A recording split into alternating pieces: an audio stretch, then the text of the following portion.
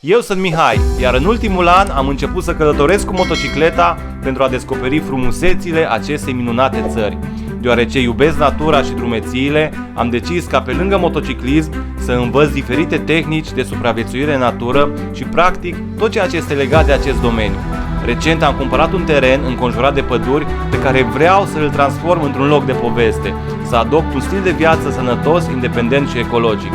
Am creat acest canal de YouTube pentru a vă împărtăși aventurile mele prin această lume minunată și plină de farmec. Să înceapă aventura!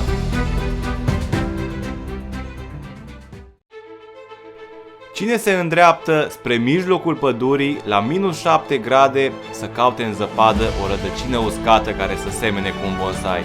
Ei bine, eu sunt acela. Mă aflu în mașină și merg spre liziera unei păduri pentru ca apoi să o iau pe jos spre adâncul ei.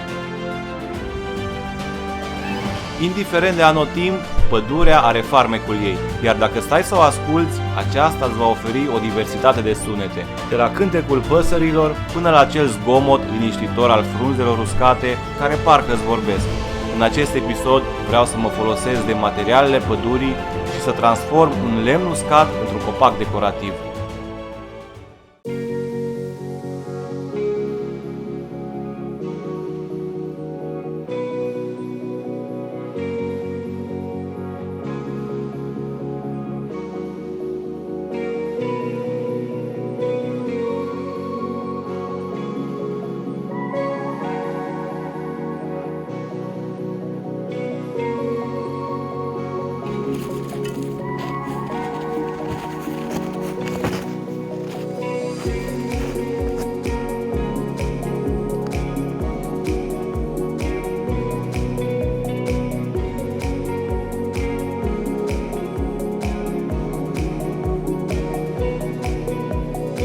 Acum mă aflu în mijlocul unei păduri, la minus 6 grade afară. Dacă mă vede cineva ceea ce vreau să fac, va spune că cu siguranță am înnebunit. Pentru că vreau să găsesc o rădăcină de copac care să semene cu un bonsai, pe care voi prinde acei licheni stabilizați. Cel mai dificil lucru din toată treaba asta e găsirea rădăcinii potrivite. Să vedem dacă pământul este înghețat. Dacă este înghețat, e cam greu de săpat, da? Să sperăm că această zăpadă și frunzele uscate de desubt au ținut căldură și nu a ajuns înghețul până la rădăcină. Haideți să vedem ce găsim după ce scormonim această zăpadă înghețată.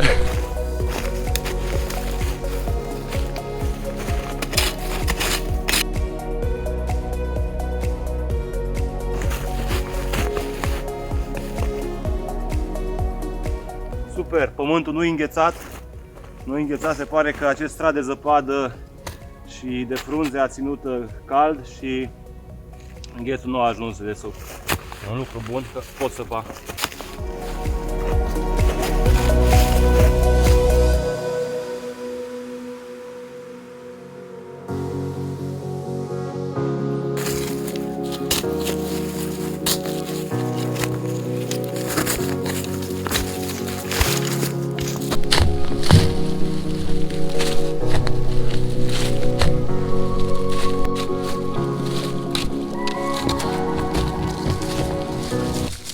Ia uitați, asta e rădăcina pe care o căutam. Indiferent de activitatea pe care o desfășurăm în natură, trebuie să lăsăm curat în urmă.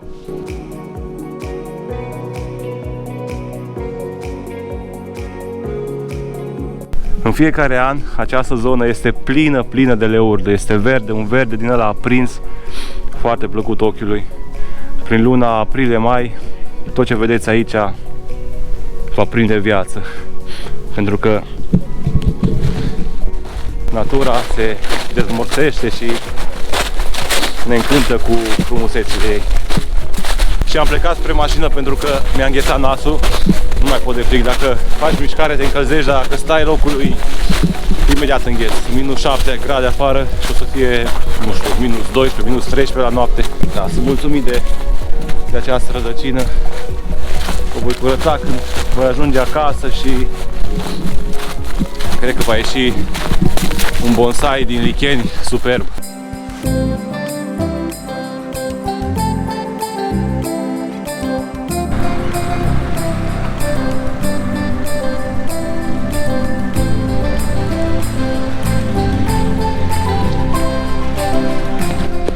trebuie să iau și camera, nu?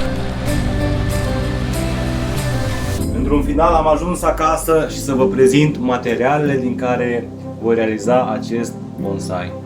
Uitați rădăcina, acea rădăcină culeasă din pădure. Uitați-vă cât de bine arată acum. Am spălat-o, am curățat-o și începe încet să prindă o formă de bonsai. Aici sunt acei licheni stabilizați. Am ales această culoare deschisă pentru că oferă așa o energie aparte și schimbă atmosfera camerei în care se află. În dreapta am mușchi stabilizat care va fi prins la baza bonsaiului. În stânga este un vas din ceramică,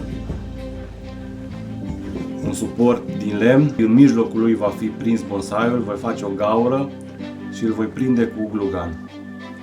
Cam așa va arăta. Va trebui fixat cumva în interior, să nu se mai miște.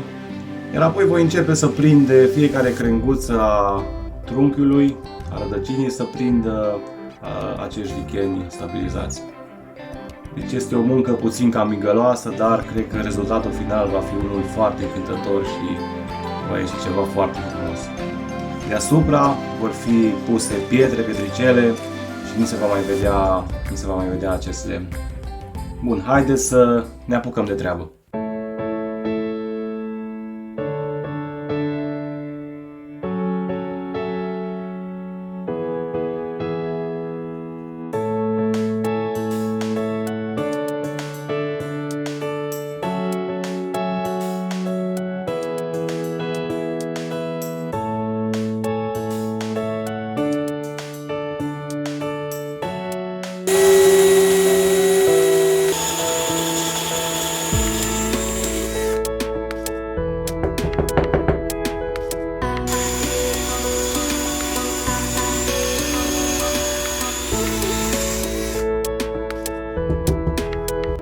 Până la penultima linie, la penultimul cerc, va trebui să ajungă burghiul pentru a avea diametrul dorit.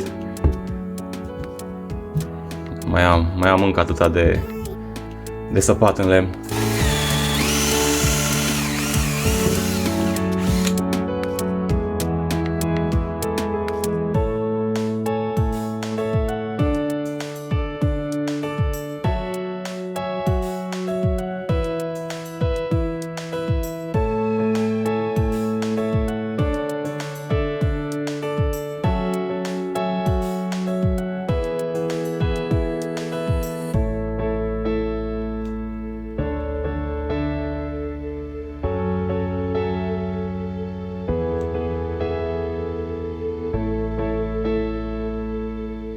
Să lăsăm să se întărească, iar apoi voi prinde acest suport de lemn de vasul de ceramică.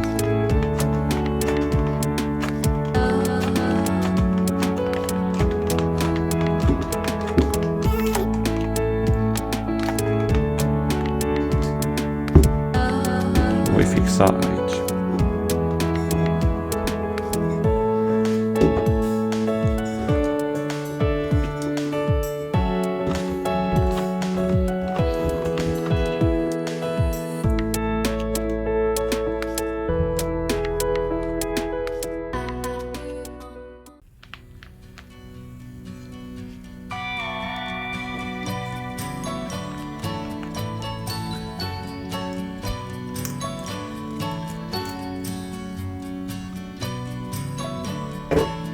Cam așa, nu vreau să fie nici foarte încărcat, să fie așa o pată de verdeață în jurul bonsaiului.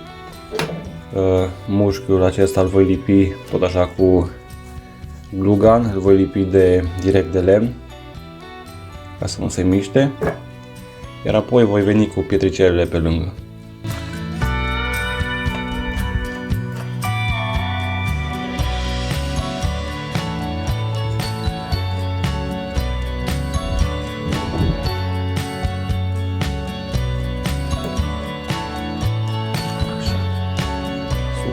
Super.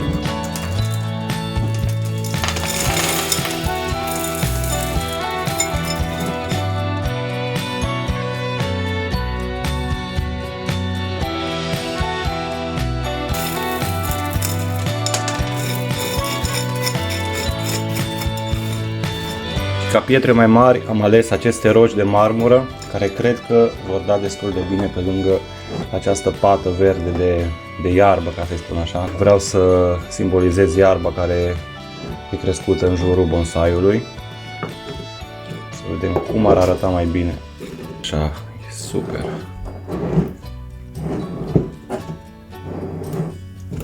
Așa e cel mai ok.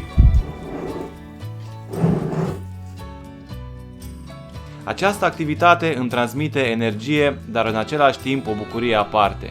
Când știi că din mâinile tale iese un produs unic, un produs pe care atunci când îl privești îți oferă o plăcere și o satisfacție nemai întâlnită. Pe măsură ce lucrez la acest bonsai din licheni, îmi dau seama că orice dorință poate prinde viață, indiferent de ceea ce vrei să faci. Dacă ești perseverent și ai puțin încredere în tine, cu siguranță vei reuși.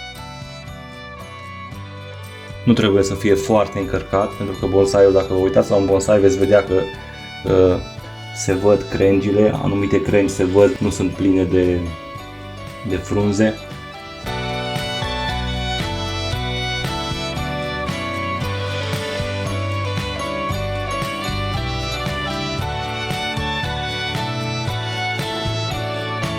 Încet, încet prinde contur, prinde formă, va arăta din ce în ce mai bine.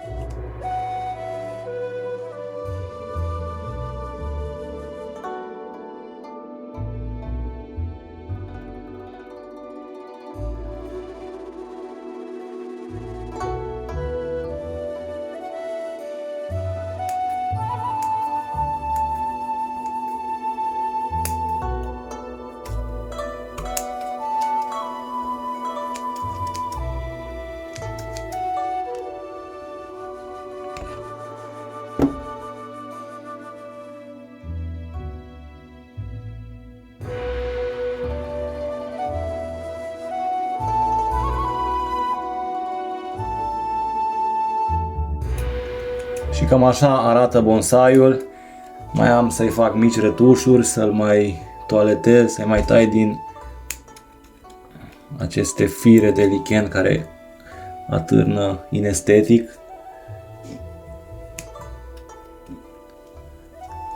Este foarte important atunci când îl puneți în cameră să aibă și o sursă de lumină. În special ar fi indicat să folosiți o lumină albă. Acea lumină scoate în evidență această culoare minunată, acest verde.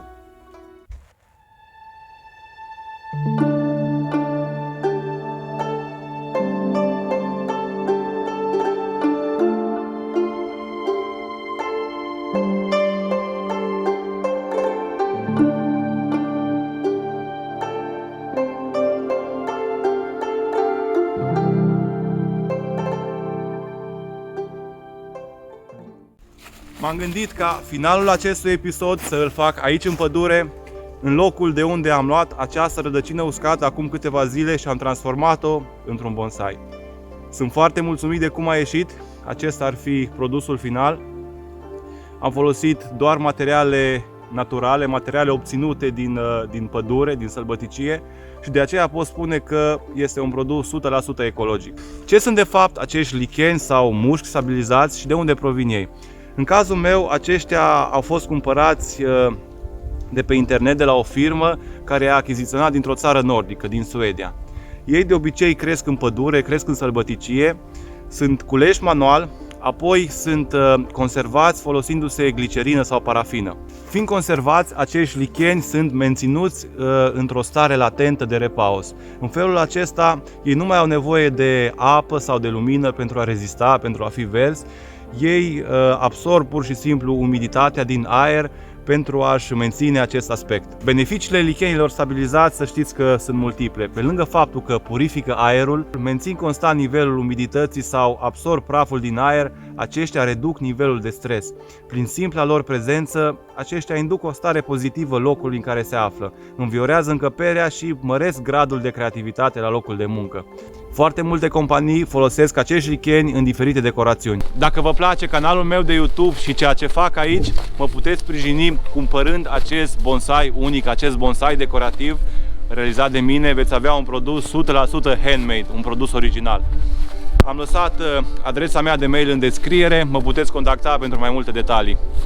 Ok, sper că v-a plăcut acest video. Dacă da, nu uitați să-mi dați un like, abonați-vă mai jos și noi ne vom vedea cât de curând într-un nou episod și într-o nouă aventură.